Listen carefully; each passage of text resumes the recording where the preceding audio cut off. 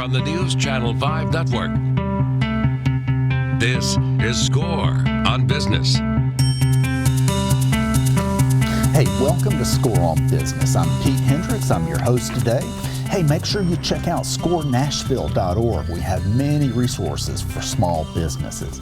So, our first guest today, Clark Vitulli, has been both a senior executive and entrepreneur in the automotive sector and the marine sector at companies such as Chrysler, Mazda, OMC, or Outboard Marine Corporation, and he founded America's PowerSports. Today, he coaches and develops CEOs and senior executive teams on how to be successful. And thanks for being here. Oh, you're welcome, Pete. Thank you for the invitation. It's always a pleasure and an honor. Yeah. So tell us a little bit about Music City CEOs and how you help clients succeed. Yeah, I founded that company back in 2012, and I've got three groups of executives, about 45, 46 members right now.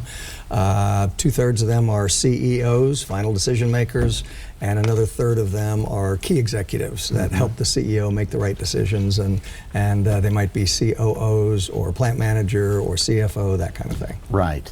And I guess what you're doing is you're taking lessons that you've learned through many, many years, and as well as just being another person. You know, it's easy to see what for someone else what may be a challenge and it's hard for them to see, and so you kind of help them grow in those ways. Pete, I've been so blessed. I was 20 years at Chrysler. I worked under Lee Iacocca at that time, who was saving the company, and I had several assignments under him that I had to report to him directly. That was a blessing. And then I got recruited to run Mazda in the United States. I was the chief operating officer, got to report to the CEO, Japanese, and learned the Japanese ways of doing business. Very different from American ways. And so I've been very blessed to work with great entrepreneurs and leaders and learn from them. So it wasn't me, it was them mentoring and coaching and helping. So I like to do that. And then starting my own company, starting from scratch, and got to build it to $200 million in 8 years, learning how to do it from the ground up, you know. That is the perfect segue into the topic today. So, you know, mainly one topic, which is scaling. And you've been part of starting new divisions with auto companies and probably marine companies, as well as founding and growing America's PowerSports really quickly. So talk to us about scaling, starting from you know, one or two people. So, one or two people. I was 0 people, and it was only me. And one of the key things that I went to a Vistage Group meeting at that time, and one of the questions these entrepreneurs asked me was, so who's going to be your first hire? And it really made me pause and think, I've never had a first hire. I've worked for multi-billion-dollar companies, so I've hired hundreds and fired hundreds, and that's what you do. But a first hire, I don't know. And sitting in that room with these great entrepreneurs, a dozen at that time, and they were all men at that time, they're not anymore. Wow, they just taught me some things by asking great questions, and that was one of them. So it was me, and hired my first person. And then you're scared to death. I had all my money invested. I happened to be private equity backed at that time, and we'll talk about the need for capital and investment, where you can get the money from. Growth, you think, well, if I'm growing, I'm making a lot more money. You start to run out of cash pretty quick. You have to hire people. So a lot of pressures. And they taught me about how to start from 0 and grow a company. What are the things you need to do? So I know I learned a way more from them than I ever taught them. But so I had to learn about scaling and starting from 0, and how do you build that? So you're going to be nervous, you're going to be scared. Hopefully you've got some financial backing, whether it's yourself or savings or a bank or private equity, and in this case it was.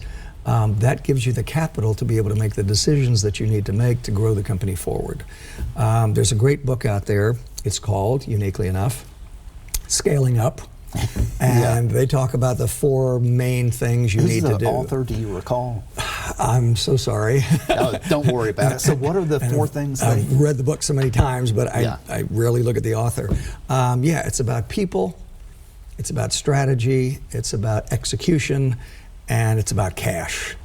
So that's about it. So that's all I really have to say today. No, I'm just kidding. As the Japanese taught me, you know, it's not about the what, it's about the how. So those are nice, you know, people and strategy and execution and cash. That's really great. Is that it?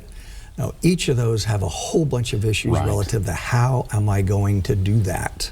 And what are the elements that I have to be able to move this company forward? It took me 5 or 6 months to make my first acquisition. I was in the motorcycle business at that time, and we were going to be acquiring motorcycle dealerships. And so that first 6 months, oh my gosh, can I pull this off? Is the cash going to be right? How do I find these people? And it worked. Found my first member. We actually acquired that company. It was amazing. And then number 2, number 3. So those 4 are critical. And it's all about, to me, it's people. They call it execution. I call it processes. So whatever you call it, it's about who do you hire? That first hire is critical for you because they're going to set the tone for some of the other people that you may hire. So you have to be surrounded by the right people. They're going to get it done, not you. You may have a great idea. You're the entrepreneur, but you may not be the executor. You may not be the a person that really gets things done. So who do you need to be surrounded by, and how do they understand you, and how do you understand them? So the people part is huge. Strategy is big. You know, Iacocca taught me you got to put things in writing. You know, if you have a meeting with me and you can't put an agenda in writing and what you want to talk about, it bothers me. It makes me worry that if you can't write it down, maybe I can't trust your brain. If you're going to just come in here and BS, that doesn't work. So the first 9 months that we were putting this together before we even launched the company was all about meetings and written strategy and what are the what ifs and what if things fail, how are you going to get around it? All of that is pre-done beforehand. So strategy becomes, you know, key in that process. And then the execution. Somebody's got to eventually do something. That's the hard part. That's the hard part. Yeah. That's exactly right. Even if you can think about it, even if you hire the right people in the beginning and you have a great strategy and it looks wonderful on paper. Now, who's going to get it done and how are you going to get it done? If it doesn't get done, it's always your fault. I always say that to my CEOs. It is always, always your fault. And you can say, well, this guy that's working for me or this woman is not working out. Who hired him? Who checked him? Where'd you find him? So You it's always your fault. Yes. Yeah. Hey, we need to take a quick break. Sure. Okay. And ladies and gents, we'll be right back.